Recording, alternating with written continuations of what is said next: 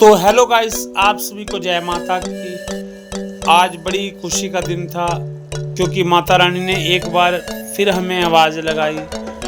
आज माँ भगवती ने हमारे भैया अशोक पोपली जी, हमारे बड़े भाई हैं, जो वो और मैं चल पड़े माँ ज्वाला जी के दरबार पर। देखो रात का नज़ारा था और सुबह सुबह पहुँच गए लगभग 4 बजे के आसपास माँ ज्वाला जी के दरबार पर। देखा अभी वहाँ पर माता रानी की आरतियाँ हो रही थी, पर हम समय से पहुँच गए थे और बहुत अच्छा लग रहा था। और सबसे पहले जो यहाँ पर नंबर था, माता रानी की विशेष कृपा से हमारा था।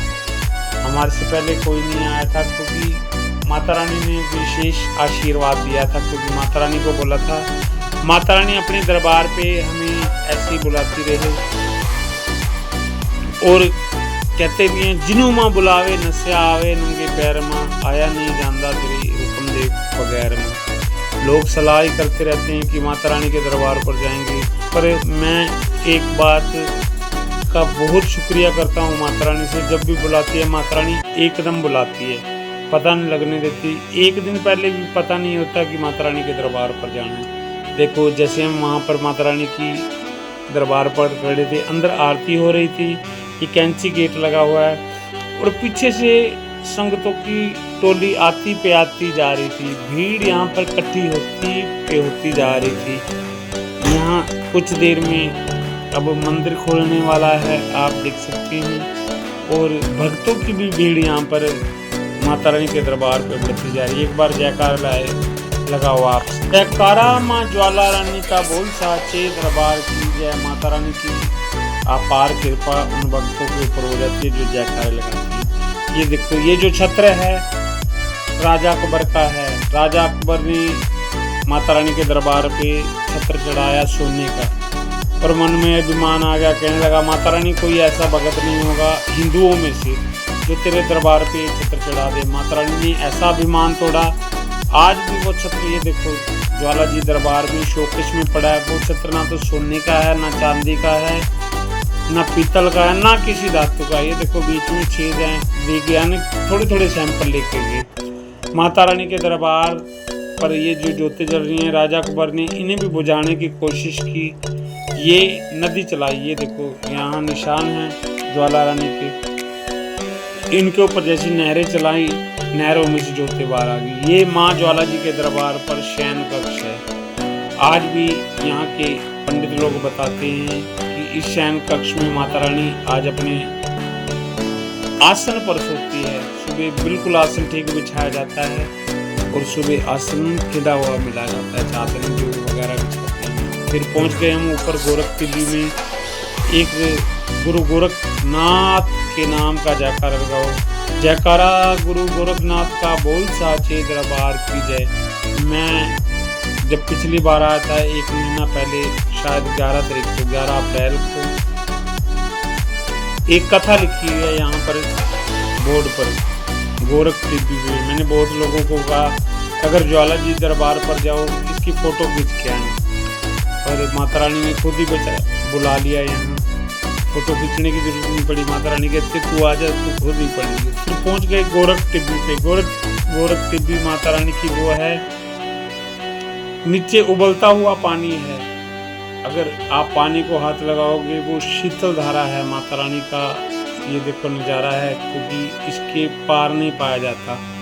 वैसे तो ये पानी बड़ा उबलता हुआ है, अगर हाथ लगाओगे बिल्कुल बर्फ से भी ठंडा है।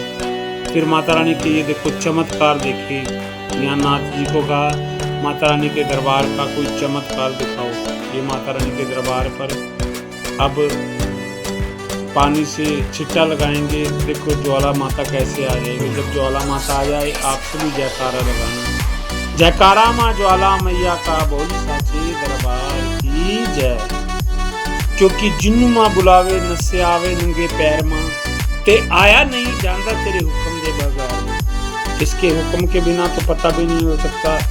और पिछले महीने में आना भी आया, आना से कोई दूर नहीं है ज्वाला जी दरबार।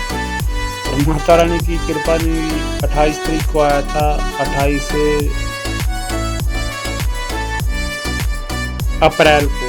तो माता रानी की कृपा नहीं मैं क्योंकि आज माता रानी के अगर दरबार पे आ गया हूँ कि माता रानी के साथ फिर सेल्फी भी ली जाए। ये शक्तिपीठ श्री ज्वालामुखी मंदिर, माता रानी के दरबार पर मन किया सेल्फी ली जाए हमारे भैया के साथ। ये भैया भी जानते हैं क्योंकि दूसरी बार आ रहा हूँ। फिर सोचा बच्चों के लिए कोई सामान ले लूँ, पर सुबह सुबह मार्केट बंद थी। फिर सुबह हो रही थी, मन कर रहा था कि चाय की चुस्की लें, चाय भी पी और फैन भी खाया यहाँ पर आकर। फिर चल पड़े वापिस अपने घर की ओर जा रहे थे। अच्छे अच्छे पहाड़ थे, रास्ते में अच्छा अच्छा नज़ारा था और माता रानी की ऐसी कृपा हुई। पहला नंबर ही हमारा था जब जैसे बस में बैठे। ये हरियाणा रोडवेज की थी, यमुनानगर डिपो की बस थी। माता रानी की ऐसी विशेष कृपा हुई। जो इस बस को चला रहे थे वो हमारे साथ जाकर और लाडवे में रहती और ये डेली कांगड़ा जाते हैं। अगर किसी ने माँ चिंतपूर्णी दरबार पर, माँ ज्वाला जी दरबार पर या कांगड़ा जी जाना हो, इनकी बस 8 बजे यमुनानगर से चलती है। और जो हमारे करनाल वाले लोग हैं अगर वो इनकी बस में जाना चाहते हैं तो इनकी बस का समय लगभग 8:50 पे अम्बाला कैंट से है। ये मिल गए, मुझे देख के बड़ी खुशी हुई कि हमारे भैया भी वैसे कहने लगे मैं हरियाणा रोडवेज में लग गया हूँ, पर मैंने जागरण अब तक नहीं छोड़ी। देखो यही एक होता है कि माता रानी की सेवा बिल्कुल भी मत छोड़ो। माता रानी ने बड़े अच्छे ओहदे पे पहुँचा दिया है। हरियाणा रोडवेज में यमुनानगर डिपो में इनकी यहाँ पर पोस्टिंग हो गई है। ये जो हमारे भैया बस चला रहे हैं मोनू भैया, ये बहुत काफ़ी टाइम से यानी काफ़ी सालों से मुझे जानते हैं और क्लोज भी हैं मेरे, ऐसी बात नहीं। और इंसान बहुत अच्छे हैं। फिर हम पहुंच गए चंडीगढ़। देखो कितना अच्छा शहर है और बहुत ही खूबसूरत शहर है। देखो हर चीज़ यहाँ पर साफ़ सुथरी है चंडीगढ़ की।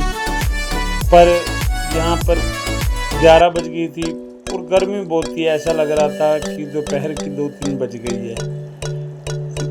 गर्मी भयंकर गर्मी थी और रेड लाइटें बड़ी थी। फिर गाइस बस में बैठे अम्बाला से, मोनू भैया को जय माता की। अम्बाला से हमने पकड़ी करनाल की बस, फिर आ गए अपनी दुकान के पास। यहाँ पर भीम भैया खड़े थे और बहुत लोग खड़े थे। जय माता की।